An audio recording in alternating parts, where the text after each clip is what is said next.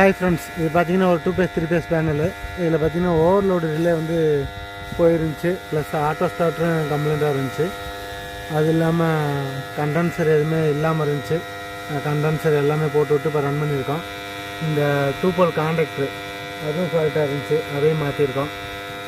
எல்லாம் மாற்றிட்டு இப்போ ஸ்டார்டர் ஆன் பண்ணியிருக்கோம். மோட்ரு பார்த்தீங்கன்னா 10.3 amps எடுத்து ரன்னிங்கில் இருக்குது. வோல்டேஜ் பார்த்தீங்கன்னா வெளியில் டோரில் அமுத்தி பார்க்குறப்ப உங்களுக்கு 380 390 இந்த ரேஞ்ச் வருது.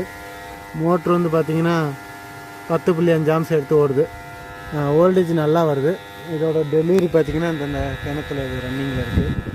இது மாதிரி எது ஸ்டார்ட்ரு உங்களுக்கு ஃபால்ட்டு இல்லை புது ஸ்டார்ட்ரு எது தேவை அப்படின்னாக்கா டிஸ்பிளே தெரிய நம்பருக்கு கான்டாக்ட் பண்ணிங்கன்னா நம்ம ஸ்பாட்டில் வந்து வேலை பார்த்துடலாங்க. இது திண்டுக்கல் மாவட்டம், விஎஸ் கோட்டைக்கு பக்கத்தில் இருக்க